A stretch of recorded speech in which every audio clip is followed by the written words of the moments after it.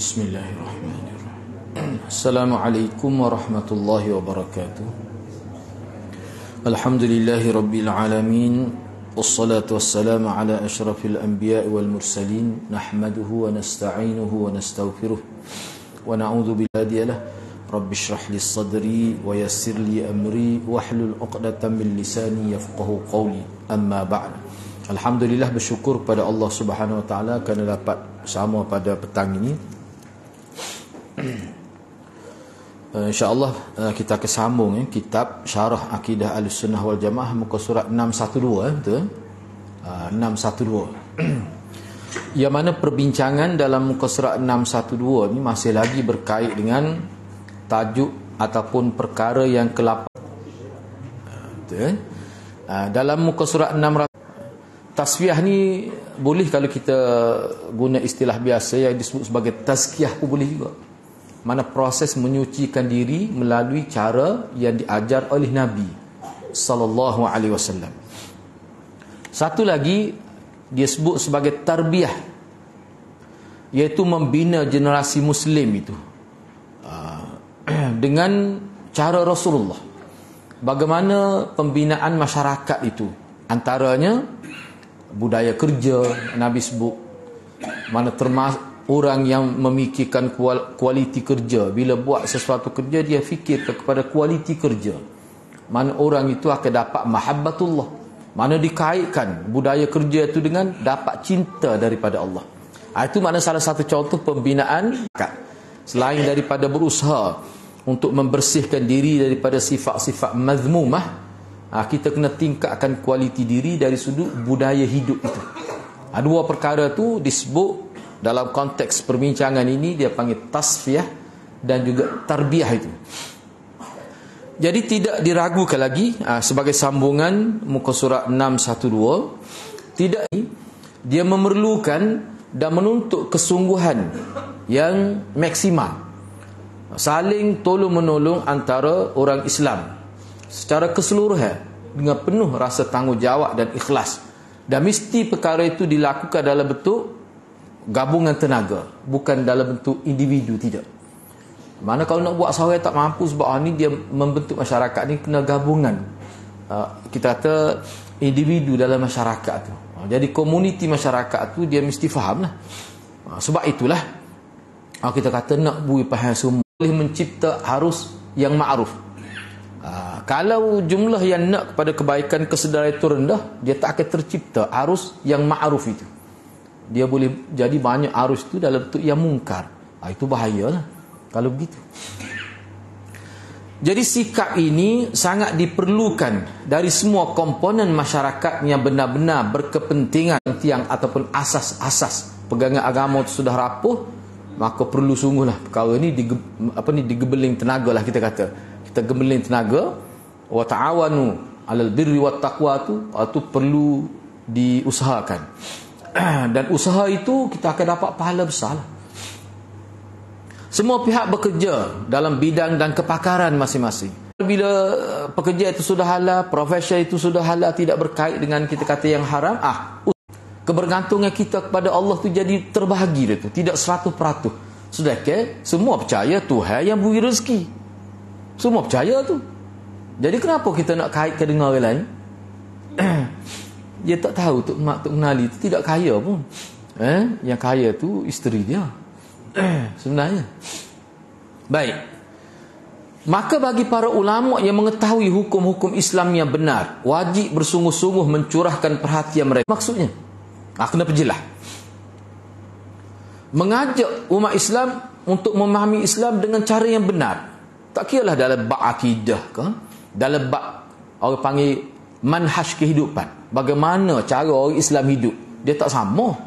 Serta memahamkan umat Islam tetap perkara ini, agama Islam ni macam mana sebenarnya. Kemudian diikuti seterusnya dengan pembinaan masyarakat Islam di atas pemahaman tersebut. Bila kita mengajar masa sebut tu mungkin nampak seperti teori, bagaimana nak praktikkan perkara itu supaya dia menjadi amali. Kalau sekadar sebut gitu saja, tak ada usaha untuk masyarakat ikut, tak ada usaha untuk membangunkan masyarakat dengan ilmu yang belajar, itu tak akan berlaku juga kehendak yang sebenarnya. Sebab tu kalau kita perhatikan, orang yang mengajar tu dia mengajarlah dengan cara itu. Dia ada pula orang-orang tertentu, kadang-kadang badai NGO itu dia bina semuanya. Lepas ni kita akan bincang pula, kita kata kalau jenis buat program-program itu yang kita kata sekali-sekala dia tak akan tercapai maksudnya. Lepas ni kita akan bincang, dan sini pun ada buat dia punya yang paling praktikalnya setiap orang yang sebenar itu. Dari segi cara bercakap, dari segi cara bertindak, semua kita buat. Tujuan apa? Supaya tercipta arus yang baik itu. Orang panggil ni arus perdana lah kita kata. Kalau ramai orang nak kebaikan, semua amal sunnah semua ikut aja. Kita kena begitu keadaan. Sebab itulah proses Nabi mudahnya. Setiap orang kena jaga keluarga dia. Sebab masyarakat ni terbentuk daripada komponen individu, dan individu tu dia ada keluarga dia. Kita bina keluarga kita seperti mana kita belajar dalam Quran, hadis, kita duk belajar ulama kita sebut, kita duk ngaji, kita bina keluarga kita. Tak jadi hadirat kalau kita nak kerajaan Islam, nak negara Islam, tiba-tiba kita tidak ada usaha membina Islam dalam keluarga kita, tak tercapai tu, jadi sia-sia, angan-angan jadinya. Sebab tu Hasanul Banna kata, kamu tegakkan dulu Islam dalam diri kamu, keluarga kamu, dia akan terbentuklah negara tu. Apa maksud Syekh Hasan? Arus al-haq, ja'al haq wa zaharal batil. Arus kebenaran dia kuat sebenarnya, tapi oleh kerana umat Islam takut, jadi orang tak nampak lah sebenarnya. Sebab tu kita kurang bercakap, tapi kita banyak bekerja, banyak buat, kurang bercakap. Ni maknanya generasi yang taat kepada perintah Allah. Hanya kerana kamu mengajarkan Alkitab dan kamu mempelajarinya. Jadi kamu kena bina masyarakat tu dengan ilmu. Daripada ilmu tu, bagaimana kita nak supaya masyarakat amal ilmu tu. Jadi kita kena amal. Dia sebenarnya kalau kita tengok dalam kitab lah, apa sepak rujuk juga berkenaan dengan ayat ni, ahli-ahli tafsir sebut, maknanya ilmu yang diajar tu kita kena fikir, kita bagi penekanan. Kena amal yang ni, kena buat yang ni. Kadang-kadang sebut bagaimana hak minggu lepas tu, amal ke tak? Nah, kadang-kadang dia perlu ditanya begitu. Baik, inilah jalan satu-satunya untuk menyelesaikan masalah umat. Seperti yang disebut dalam ayat Al-Quran dan hadis-hadis Rasulullah, sebagaimana firman Allah di sinilah. Ya ayyuhalladzina amanu in tansurullah yansur wa yuthabbit. Dan Allah akan memperteguhkan akidah-akidah kamu dalam agama. Allah akan memperteguhkan pegangan-pegangan agama kamu. Daripada ayat ni, kalau kita nak tadabbur, kita boleh ambil satu. Nak masuk surga tu memang hakikatnya rahmat tu seperti mana kita bincang dah. Tetapi keteguhan kita nak mantap akidah dan sebagainya, mesti amal agama. Yang disebut sebagai amal sunnah. Tak mungkin seseorang tu jadi akidah kuat tiba-tiba tak amal sunnah. Tak mungkin. Tak mungkin. Kalau dalam bahasa mudah, semua zikir-zikir Nabi ajar, semua baca-baca bila buat, itulah proses mengukuhkan akidah tauhid. Kita kan manusia ni lupa. Bila nak buat satu, bismillah. Nak buat sini, bismillah. Kita ingat hak tu, lain tak ingat. Tak apa, baca tu ya. Ya pastinya dia akan ingat tu. Hak tu anak ni. Sebab sahabat Nabi buta huruf ramai. Memang kalau kita baca dalam kitab sahabat Nabi ni, umumnya majoriti buta huruf. Tapi apa yang jadi hebat ketemu? Apa yang jadi hebat ketemu? Siapa ada yang nikah tu tak ada anak honeymoon, kita ada tu gitu. Sanggup segala-gala untuk agama. Sanggup segala, susah setara mana pun sanggup. Apa jadi kita, padahal kita kata dari segi tahap pemikirannya biasa ya. Sebab ikut Nabi, dia ada kesan. Ikut Nabi dia kesan dia sangat hebat. Mungkin tidak akan menambahkan harta kita, nampak biasa je, ekonomi dia tidak jadi kaya, tetapi kekuatan beragama tu. Bagiannya hak ni kita kena fikir dari sudut keberkatan hidup. Mengharapkan arus yang benar. Kita kena suburkan arus yang benar. Wa zahaqal batil. Hak batil dia kehilangan gitu ya. Dia mari kita pakat togi, kita tak tahu, kita tak erti. Jangan kita bagi sokongan moral pada dia. Lama-lama dia hilang. Lepas tu kita pun aktif ke sunnah dalam kehidupan kita. Jangan takut hadirat. Kita ke orang kita amal. Nampak macam amal untuk diri sendiri. Tidak, dia ada kekuatan tu. Dia ada kekuatan. Baik, seterusnya. Merupakan sebuah kesepakatan yang tidak ada perbezaan di antara orang Islam tentang ayat tersebut. Bahawa firman Allah itu, jika kamu menolong agama Allah, seperti yang anda sebut tadi, jika kamu mengerjakan, seperti anda sebut tadi lah, intan surullah yang surkum tu, intan surullah yang surkum, kita boleh terjemah begini, mafhumnya. Kalau kamu mengerjakan apa saja yang Allah perintahkan. Enggak, perintah ni ada dua, kena ingat semua. Perintah yang kita kena buat. Satu lagi perintah yang kita kena tinggalkan. Bila sebut perintah Allah, dia ada dua tu. Ada perintah yang berbentuk kita kena buat, solat, zakat, baca, tu kena buat. Satu lagi perintah yang kita kena tinggalkan, tak boleh mengumpat, tak boleh fitnah, tak boleh terburu-buru buat keputusan. At-ta'ani, berhati-hati, cermat, itu daripada Allah Azza wa Subhanahu wa ta'ala. Nabi sebut dalam hadis. Jadi kena berhati-hatilah. Boleh berlaku sekali-sekala tersalah tu, tapi kena menyesal. Kalau tak ada penyesalan tu, dia tak berubah manusia. Sebab manusia berubah dengan penyesalan itu. Dan itulah anak tangga pertama untuk taubat. Di waktu zaman kita ni, di mana dalam nas Al-Quran tersebut telah digambarkan jenis penyakit dan sekaligus cara merawatnya secara bersamaan seperti mana sabda Nabi. Jadi maknanya dalam ayat ni sebut, untuk nak rawat masyarakat Islam yang lemah ni, kembali semula amal agama dengan lengkap. Sebab tu setengah-setengah ulama dia kata kembali kepada baca Quran tu. Sebab kesan daripada baca Quran tu dia akan banyak. Dia akan memberi satu tenaga kepada hati kita untuk mengarah anggota kita buat perkara baik. Orang yang tak baca Quran mana dia tak ada makanan rohani. Tak ada makanan rohani. Bayangkanlah. Mana kalau seorang tu amal zikir saja, Quran tak baca, zikir. Walaupun zikir tak Nabi, Quran tak baca, lemah juga dia tak akan jadi kuat. Dia kata sibuk saja no. Tak sakat tangan lah. Anda tanya tidak nak jawab sendiri. Berapa muka surat baca Quran?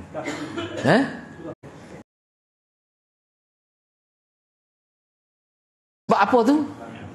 Bagi anda lah, sebab kita mendedahkan maklumat agama tidak tepat. Tu sebenarnya. Kalau tepat dia jadi sangka baik. Sebab itulah hadirat kita kena, sebab tu dia ulama ni dalam agama Islam kita dia ada satu perkataan dia panggil fiqh. Fiqh ni pemahaman. Dalam Islam ni dia ada fiqh hadis, fiqh Quran, semua fiqh dia ada tu. Kalau tak faham tu memang masalah. Memang masalah. Misalnya anak ambil satu contoh fiqh. Bapa Nabi semaya ni kadang-kadang lewat, kadang-kadang tepat waktu apa. Nah, ayatnya perkara tu boleh dalam keadaan tertentu. Ni orang duk mengajar tak boleh kena nazar dulu. Oh, nampak satu. Tak ada sebab tu dia panggil, sebab itulah dia semaya 5 waktu ni dia panggil as-salawatul muaqqat. Semaya yang berwaktu, al-maktubah yang difardukan, berwaktu. Dalam waktu tu boleh. Ni tak boleh lebih sikit rabuk. Oh, serabuk perut kita dengar. Kita pun jadi masuk kelis jahmat. Ada setengah tu. Jadi maknanya anak kata berat ni mesti kena tepat. Ada anak kuliah hari ni. Siapa maksud tak? Dia bangun lalu tu bila kita faham. Kalau kita buat kerah dia tu kita duk mengajar betul. Apa jadi lagu tu? Bagi anak kerana tak faham. Kerana tak faham. Jadi sepatutnya kita nak urus masjid, sepatutnya tu email. Biar nak sebut sikit-sikit ada. Yang ngatuk masa ni. Dia sini dia anak lah. Dia kenal anak sini. Dia sebutlah beberapa kali. Anak kata gini lah Tok Imam kerusuh ke tak jadi Tok Imam ni? Kita begitu dah. Kerusuh ke tidak? Tok Imam tahu tak cara Nabi semaya lagu mana? Cuba ya. Lepas semaya Nabi buat lagu mana? Merah muka. Anak kata kalau Tok Imam tak ada raya, suruh lah dia Tok Imam. Anak sebut gitu dia. Sebab dia nampak galak dah duduk sini kita dalam satu hidang ya. Anak kata Tok Imam ni. Jadi orang lagu ni kadang kita buat gitu dia make kita Imam tahu ke tak Nabi buat lagu mana? Ibadat ni adalah kena ingat. Kalau kita buat ibadat dalam anda yang ada kalau Nabi buat memang tak sah ibadat. Syarat ibadat mesti tahu. Al-ilm mesti tahu kalau tidak tak sah. Buat kenyada berkali dalam mazhab kita luah. Talih gitu. Dia kena tahu. Tiba-tiba kita jadi timai tak tahu Nabi buat lagu mana. Tapi nikah kena kerusuh.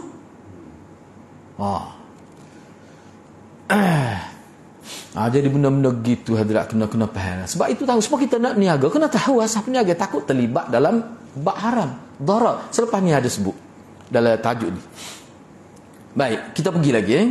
Jadi perkara-perkara gitu hadirat dia kena tahulah, kalau tidak jadi pelik lah puak. Jadi pelik lah, jadi sangka buruk sama Islam, jadi bendanya tak ada gapo pun.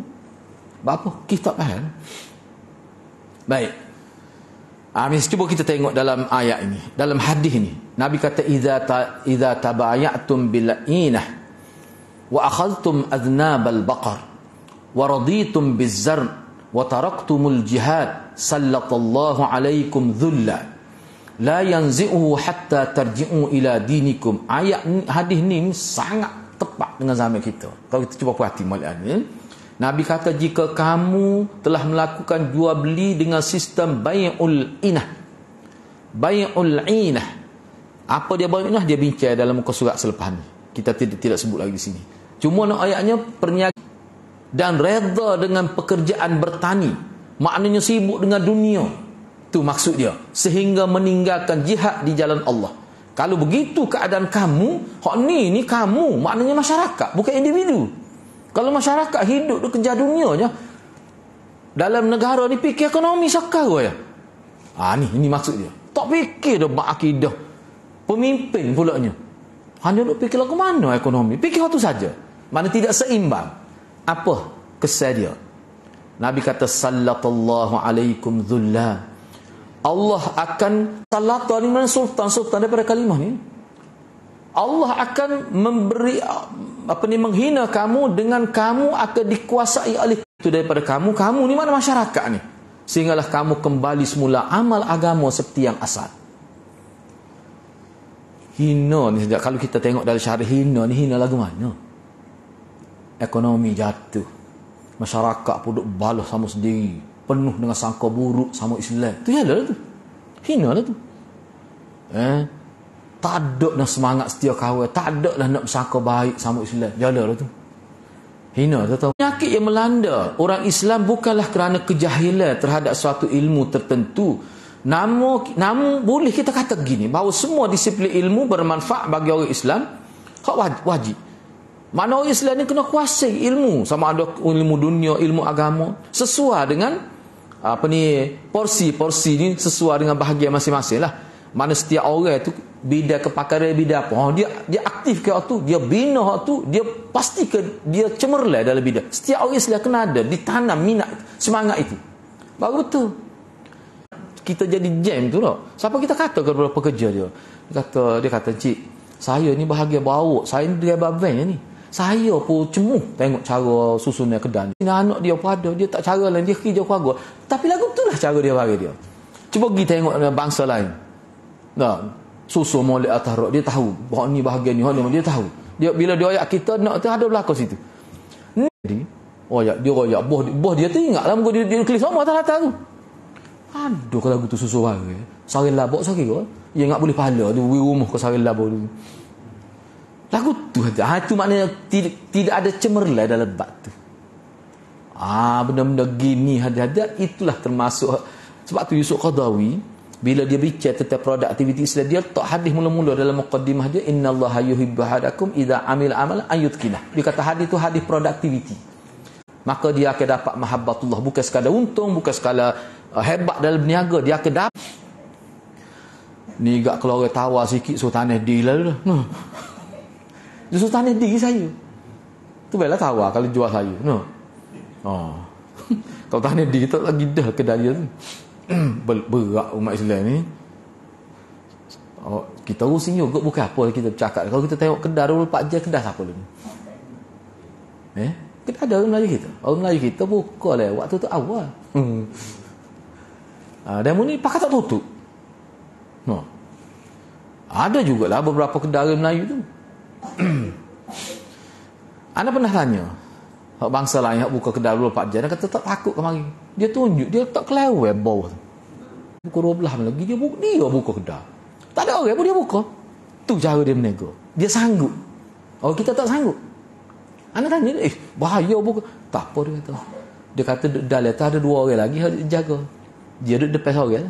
Dia tunjuk lah ni, dia kata. Sebab dia pun ceritalah dia pernah kena rompok dah, tapi tak berjaya kerana dia bergelut. Lepas tu dia letak kelewat. Tapi dia tak tutup kedai. Lepas dia tetap dia tak tutup. Gapo dia target dia. Dia target dia sebut kerana dia kata dia target 2 tahun. Orang akan 2 tahun pencapaian dia, orang akan pergi ke kedai dia. Sebab apa? Orang nak jenis sungguh gitu.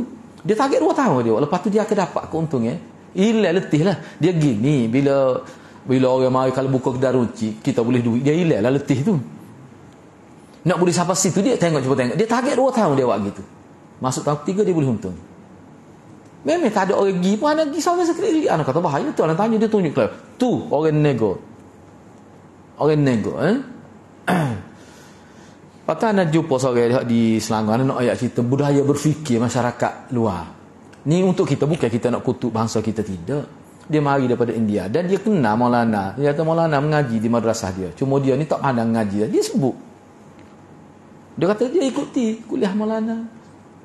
Dia sebut dia kenal.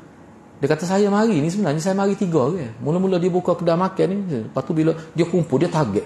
Dia makan, dia jaga dalam tempoh 3 tahun. Makan pun dia tengah. Lepas 3 tahun, dia kerja besar. Mana dah 3 tahun tu dia memang dia puluh semua. Sehingga dia duduk di kedai dia. Dia tak bawa lagi isteri dia. Bila dia maju baru dia bawa isteri dia mari. Cara dia. Benda-benda gitu. Itulah yang dia maksudkan di sini. Jadi kalau kita tidak boleh tahap tu, bahaya kedudukan orang Melayu kita ni. Mungkin 51% dah. 49% dah. Mana bahaya tak tahu ni. Relax tak apa, tanah Melayu. Lama dah tukar Malaysia ni, tak ada tanah Melayu tu. Kau tak khabar lagi tu. Berat juga. Ni masalah hari. Bahaya lah ni, tinggal kepala kereta api ya. Jadi benda-benda gitu. Ni sebenarnya dia motivasi untuk kita lah. Lepas ni dia akan bincang pula. Dia akan sebut lah. Maknanya kita sebab itulah Hana buat catatan di sini. Orang-orang Islam. Sebab tu Nabi pun sebut. Jangan kita kata Nabi resi. Sebab Nabi bukan sebut bangsa. Nabi kata Islam juga. Boleh. Kita tak ada masalah pun. Cuma sebab tu di sini. Muka surat apa-apa nanti ingat dah.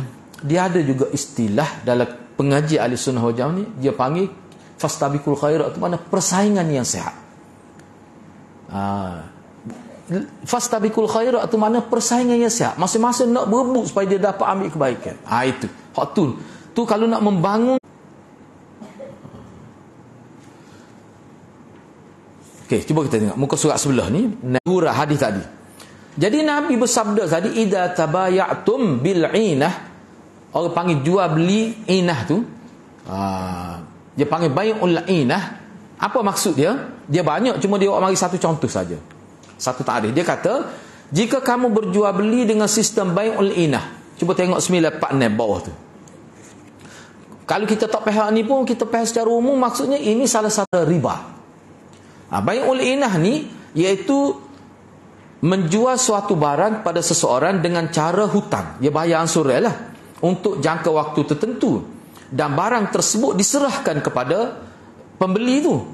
Kemudian hak penjual tadi beli semula dari pembeli secara borong dengan harga yang lebih murah sebelum menerima pembayaran dari si pembeli. Kadang-kadang akak atas meja tu lah, saya jual kepada awak barang ni dengan harga ni untuk bayaran bulan ni gini dah 5 tahun. Lepas tu kawan tu pun akak jual beli, bila selesai akak jual, dia beli pula. Tu berlaku zaman Arab je. Beli tu dengan harga murah. Lepas tu dia jual pula. Dia boleh untung tu. Jadi dia kau sebenarnya masuk dalam sistem riba, berlaku penganiayaan luar biasa. Kau tu tak mana jual beli bai'ul inah ni. Cuma bai'ul inah ni ada ulama kata boleh bila dia modify sikit tu, dia kata boleh. Tu boleh tengok dalam internet. Cuma sini untuk ringkas, ni salah satu maknanya ni Nabi sebut bai'ul inah ni contoh malah yang tidak Islam. Tu bahaya, sangat bahaya dalam masyarakat Islam. Tu maksud dia nya. Jadi kata-kata Nabi bila umat Islam secara umum terima bai'ul inah yang menggunakan sistem riba, Ini isyarat daripada Nabi bahawa semua jenis muamalah riba itu, dan juga nak kalau lagu tu Allah akan hina kita. Kemudian wa akhadhtum aznabal baqar, kamu mengambil, yakni memegang ekor-ekor sapi. Apa maksud dia? Ini merupakan isyarat daripada Nabi yang menunjukkan perhatian umat ni hanya difokus pada urusan-urusan duniawi. Duk mikir rupa jago ekonomi ya. Tak fikir dah kesal kepada akidah, kesal kepada umat tu, benar dah akhlak. Tak ada usaha yang sepadu, kita kata. Dan kecenderungannya itu hanya ditumpukan kepada duniawi saja, serta tidak ada perhatian terhadap syariat dan hukum-hukumnya. Seperti itu pula tu yang hidup dia, bangun pagi sampai tidur, hak tu saja tumpuan. Tak ada dah fikir lagu mana nak meningkatkan ilmu, walaupun dia sudah habis dah belajar peringkat universiti dah, dia bidang lain, tak ada dah mikir malam ni kita pergi ngaji pula. Setengah-setengah tepat ni, ada beberapa tempat anda jumpa lah, dia pokok ahli peniaga, dia pakat kaya, dia pakat 10 orang lebih kurang gitu, tak pasti berapa orang. Dia buat rumah dia sanggup waktu ambil 100 rias orang, dah 1,000 dah dia bagi ustaz tu mengajar sekali seminggu. Dia nak tahu tentang usaha dia tu, manusia membangun. Sebab dia kalau untuk ngaji ni kita bagi dia sudah ada dah maklumat tu, dia nak lebih daripada tu, dia kena ada peningkat. Masalahnya ustaz dia apa cuma ustaz dia sebut hana, ustaz dia kata ya hana, kata hana cuba dan ustaz kata usia nak wan berat mati masyarakat. Ana kata tak boleh gitu, kena tukar. Masyarakat dia kena tahu keperluan ilmu dia tu, bukan tu saja. Banyak lagi yang lain tu. Anak ayat masyarakat kita. Apa? Sebab dia didik gitu. Padahal tidak kapal sangat tempat tu. Tak okey daripada umur lepas tua, tak molek lagi semaya. Sepatut guru kita kata tu almarhum tu, muda pak tua dia cara dah hit dah ni, pasal apa? Mana pas tak habis lagi. Balik bahaya tu. Tak tersesat lagi bicara dah hit dah ni. Parok tu tukarlah subjek lain pula.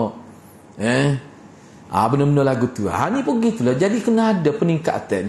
Hak ni beratnya duk tumpu kepada kehidupan duniawi. Tak boleh kerajaan, dia kena fikir, kena buat program biar rakyat ni tumpu pada akhirat tanpa meninggalkan dunia.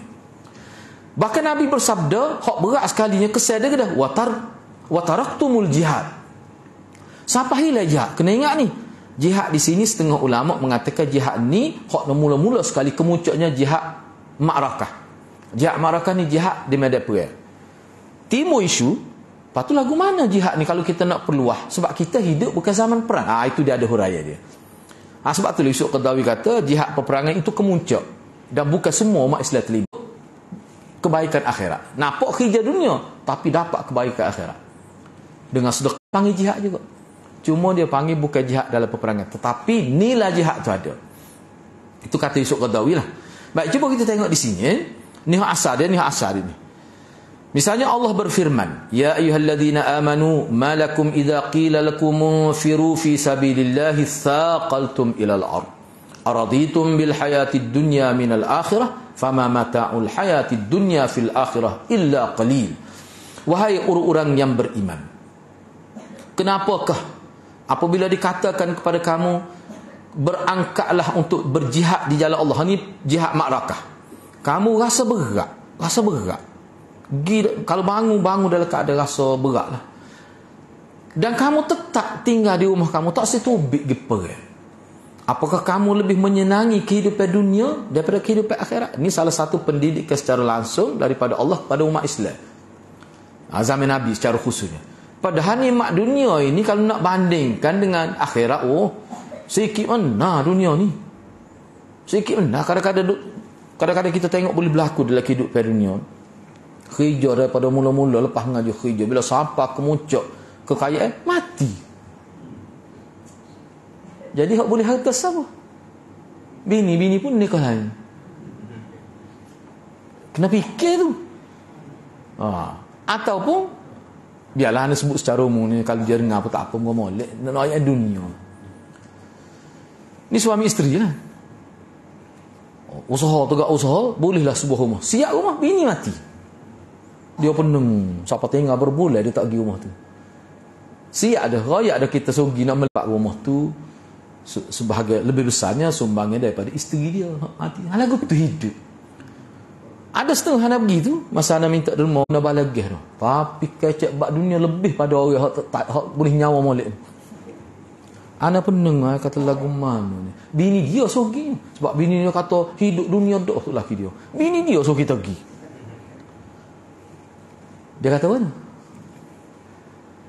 Dia kata banyak dia kena tipu kat orang. Tu alasan dia tak setuju. Dia kata gini lah, kita bawa pergi tengok dulu. Kita tidak nak pitih. Kalau kita nak pasir, atas pasir. Nak semua tu. Muka bijan. Sepatutnya mikir parok tu agama. Tak lagi.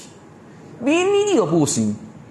Anak kata gini, wacik, hamba tidak nak duit, cuma nak suruh nak siap masjid, itulah hatai. Kalau kita minta seming, hatai seming. Tak seming, tak boleh goreng. Boleh berlaku. Agak-agak jangan berlaku pada kita gitu. Boleh berlaku tu. Siapa banyak pengalaman kita. Ada apa ada pengalaman sendiri benda-benda lagu ni. Tu lah. Mana kalau siapa tak tu, mana berat lah. Baik, di sini ana ada buat catatan daripada ayat ni juga. Sebab kita bukan semua jihad fisabilillah. Tetapi dikaitkan dengan mata'il hayatid dunia. Nabi sebut. Kenapa tak saya jihad? Kerana hati terikat dengan dunia kah? Tak saya pada akhirat. Kena ingat dunia ni sekejap. Ataupun kita panggil 70-90 tahun ni, kalau nak banding tahun tu dengan tahun akhirat, jauh. Sehari akhirat 1000 tahun dunia. Jadi kena fikir. Jadi hak kekalnya mana? Hak tu. Tu orang panggil fikrah Islam. Jadi antara jihad ialah meningkatkan kualiti kerja. Hak ni ana ambil dalam satu syarah. Tu kalau tidak di zaman perang. Baik.